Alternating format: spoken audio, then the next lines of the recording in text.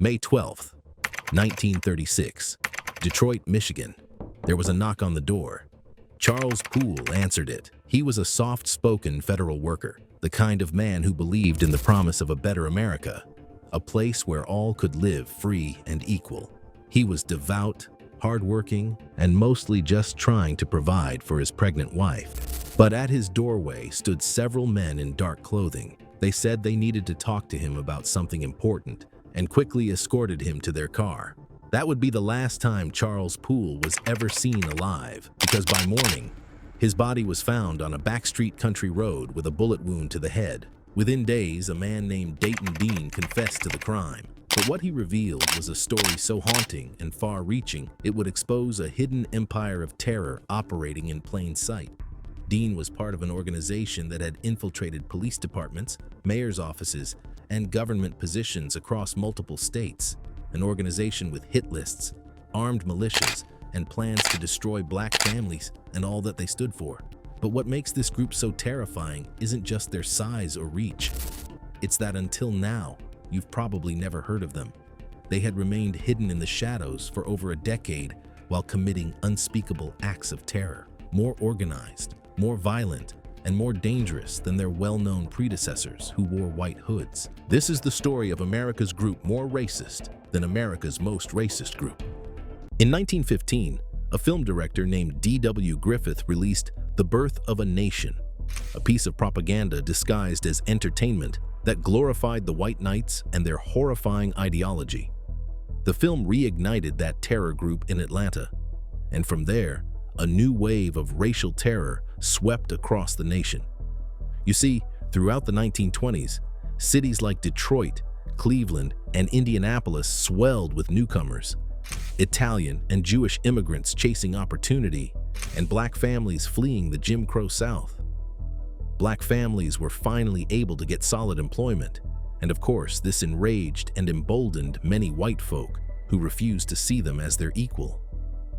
With all the simmering anger and white resentment, something darker began to rise in the shadows, quietly, secretly, and violently. They didn't wear white hoods. They wore black, and they called themselves the Black Legion. Like their predecessors, the Black Legion was predominantly made up of white, working-class, Protestant men who were terrified at the growing power of the black community in America.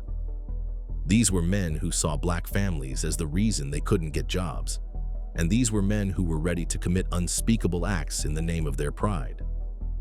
Their enemies list was expansive. All immigrants, Catholics, blacks, non-traditional Protestant faiths, labor unions, farm cooperatives, and various fraternal groups. Anyone who didn't fit their narrow definition of American became a target. By 1936, the group was suspected of eliminating as many as 50 people, but that was likely just the tip of the iceberg. Many more had been disappearing for years without anyone in the police force or government doing anything about it. While the White Knights held rallies and marched openly in the streets, the Black Legion operated entirely in the shadows. This wasn't just another hate group. This was an invisible empire with one foot in legitimate society and another in a world of ritualistic violence. But before we reveal the dark secrets behind this group, make sure you subscribe to our channel. We uncover the black history stories they've tried to bury, truths you won't hear in school or see in your textbooks. At the helm of this terror network was a man named Virgil Effinger. In 1931, a chapter of the Black Legion was formed in Michigan by Arthur F. Lupp Sr., who styled himself as its Major General. The Michigan Legion alone was organized along strict military lines, with 5 brigades, 16 regiments, 64 battalions, and 256 companies. They claimed a membership of 1 million in Michigan, though observers estimated a real number between 20 and 30,000 members. But what made them particularly dangerous was their infiltration of government positions. In Highland Park, the organization's members included a former mayor, as well as a chief of police, a city councilman, and various civil service employees. This wasn't just a gang of thugs meeting in the woods. This was a parallel government waiting to seize power. But brute force wasn't enough. If they were going to grow their shadow army, they would need new blood. And how best do you go about doing that? Through violence and intimidation, along with a healthy dose of lies and deception. Many recruits were promised protection and job security. Other times, they were just straight up taken by force. William H. Smith, a 55-year-old farmer, recounted that in September 1934, he was invited for a car ride by some neighborhood friends. They picked up 2 other men, then drove 15 miles to a farm. He was then led into a barn where nearly 200 men stood in black robes, eye slits cut out, skulls pinned to their chests. It looked like something out of a nightmare, but this was very real. New recruits were forced to kneel while a revolver was shoved into their back, and 2 robed men stood on either side pointing guns. They would then be asked 3 questions. 1. Are you a native-born, white, Gentile, Protestant citizen? 2. Do you understand that this organization you are about to join is strictly secret and military in character? 3. This organization is classed by our enemies as an outlaw organization. Are you willing to join such an organization? If the recruit answered yes, the initiation continued with a chilling oath. They swore to never reveal anything about the group, to obey any order, even unto death, and to vote as commanded by their superiors. For those who refused to join, like Smith, the consequences were brutal to say the least. But even for those who joined, leaving the organization was nearly impossible. The Legion's initiation oath included this terrifying pledge. Yeah, well, I'm not going to read that, but looks about right for a group of hooded racists running about. But what made the Black Legion especially dangerous wasn't just their hate, it was how well armed they were to act on it. Every man at those massive initiation rituals was expected to be armed. If they didn't already own a gun, they were ordered to get one by any means necessary and to carry it at all times. One informant told the FBI the group had taken a .45 Colt during a raid on a Catholic home. That same year, firearms went missing from a local historical display in Lima, Ohio. German pistols, American revolvers, and dozens of rounds of ammunition. Authorities suspected a Legion member was behind it. But perhaps most disturbing were their plans to use chemical weapons. In 1936, a former member said Effinger showed him a strange metal device, a timed gas weapon supposedly designed to release poison during public events. The goal: mass casualties, targeting Jewish communities in the dead of winter when no one could escape the gas. Beyond guns and explosives, though, the Black Legion relied on fear.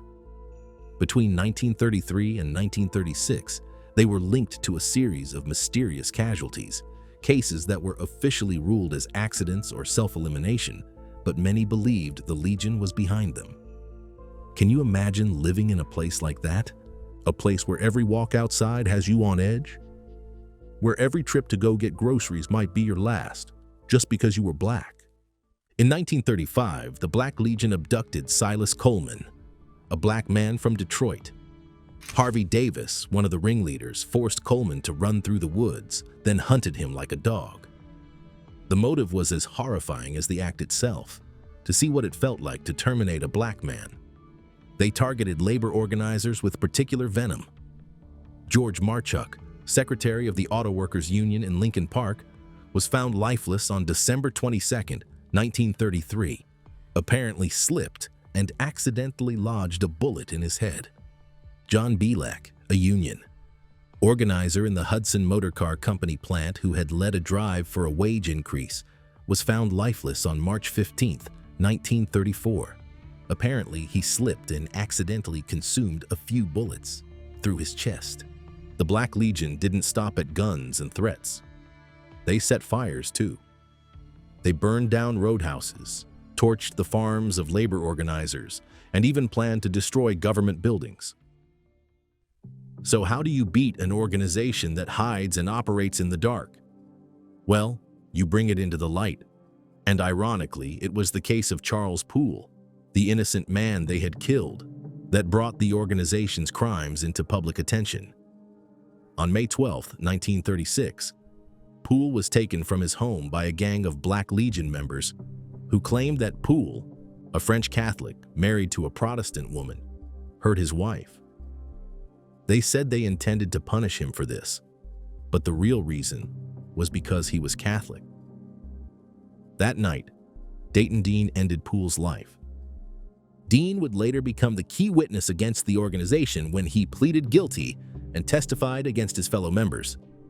Wayne County prosecutor Duncan McRae, who had been reported by the Detroit Times as a member of the Black Legion himself, worked to restore his public reputation by vowing to bring the perpetrators to justice. 12 Legion members were put on trial. 10 were found guilty of the crime, but the convictions were just the beginning. Dean's testimony opened the floodgates, leading to investigations of other mysterious terminations and disappearances. McRae launched a widespread investigation and prosecuted dozens of other Legionnaires suspected of committing horrible crimes. 5 men were sentenced to life in prison for their role in the elimination of Silas Coleman. 16 others were charged for planning an attack on Arthur Kingsley, a local publisher who had run for mayor against a Legion-backed candidate. Altogether, nearly 50 Legion members were prosecuted for acts ranging from conspiracy and abduction to arson and obstruction of justice. And within a year, the organization that had operated in darkness for more than a decade had been crushed by the light of the public eye. But the Black Legion's impact extended far beyond their immediate victims. Their existence shaped American culture and politics in ways both obvious and subtle. For some, the Legion's impact was deeply personal. Malcolm X, in his autobiography, noted that the Legion had been active in Lansing, Michigan, where his family lived.